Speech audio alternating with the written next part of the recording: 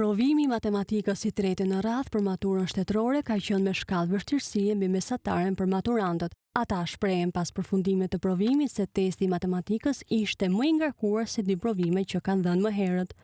Ishte pak nivel mbi mesatar do thoja, jo për faktin se ishin ushtrimet e vështira, por që kishte shumë ngarkesë, domethënë nuk ishin ushtrime që t'inin merrje pak frym ndërmjet, ishin gjitha domethënë goxha të ngarkuara.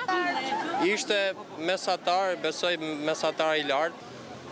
Mendoj që matematika dhe letërsia ishin në të njëjtin raport pak a shumë, ishin të dy mbi mesataren.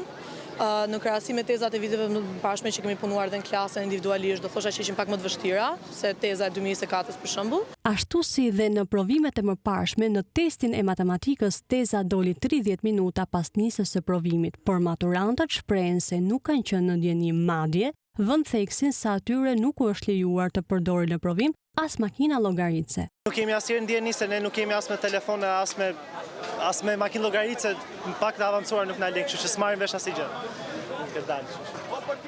Duke qenë që kanë dalë vetë aty keni pas mundësi të shikoni apo të keni mundësi komunikimi me njëri tjetrin në klasë? Jo, fare, jo. Kemi qenë shumë tregullt, jo. Nuk kemi patur komunikim as telefona as gjë. Ndërkohë që më 27 qershor, 27.000 maturant do t'i nështrohen provimit të fundit atij të lëndëve me zgjedhje. Dhe pas publikimit të notave, ata do të kenë mundësi që të kryen aplikimet për studimet e larta.